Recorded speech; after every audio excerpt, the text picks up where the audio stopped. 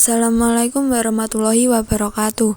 Pada video kali ini, saya Sri Mustika Dwimawarti, NIM 2360029, ingin memaparkan mengenai kesalahan berbahasa Indonesia.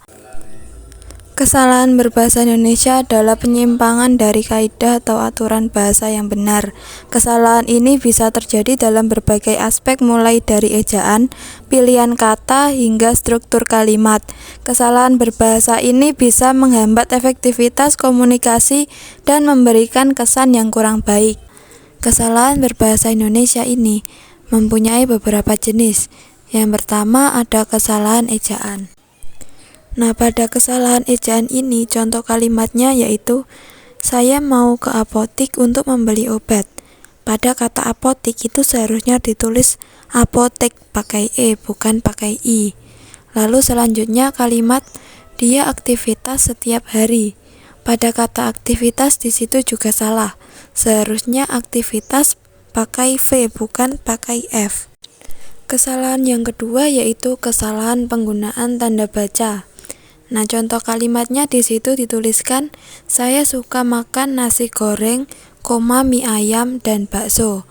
Kesalahannya seharusnya ada koma setelah nasi goreng dan mie ayam untuk memisahkan setiap unsur dalam deretan.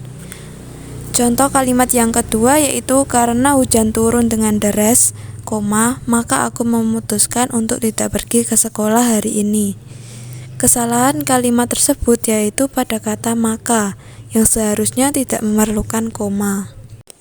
Yang selanjutnya yaitu kesalahan yang ketiga, kalimat yang terlalu panjang atau bertele-tele. Nah, contohnya pada kalimat, karena hujan turun dengan deras, maka aku memutuskan untuk tidak pergi ke sekolah hari ini. Kalimat tersebut mempunyai kesalahan karena kalimat tersebut terlalu panjang dan berbelit-belit. Kalimat itu bisa saja dipersingkat menjadi, karena hujan deras aku tidak jadi ke sekolah hari ini. Kesalahan berikutnya yaitu yang keempat ada kalimat yang ambigu. Jadi kita tidak boleh menggunakan kalimat yang bersifat ambigu. Contoh kalimatnya yaitu, ibu membeli baju baru untuk anaknya yang lucu.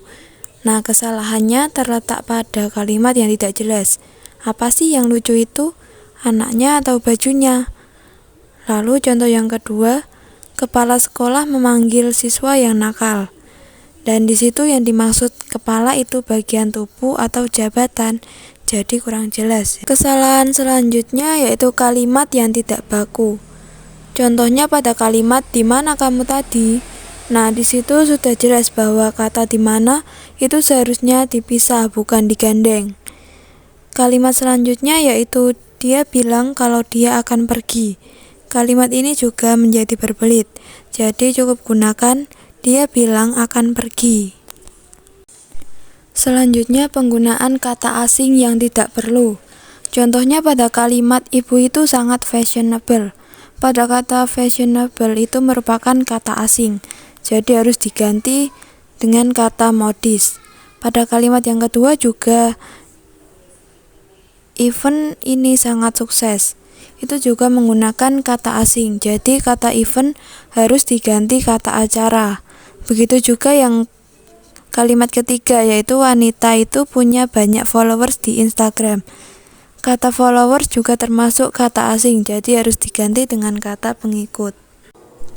Nah, pada slide ini ada beberapa penyebab dan akibatnya kesalahan penggunaan bahasa Indonesia.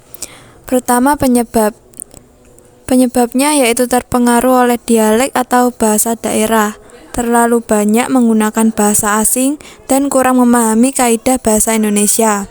Ada pula akibatnya yaitu pesan yang disampaikan tidak akan tersampaikan dengan baik. Penulis atau pembicara dianggap kurang profesional. Tulisan atau ucapan yang banyak kesalahan akan mengurangi kepercayaan pembaca dan pendengar. Nah, itu tadi sedikit pemaparan materi tentang contoh kesalahan penggunaan bahasa Indonesia. Terima kasih sudah menonton video yang saya buat ini. Wassalamualaikum warahmatullahi wabarakatuh.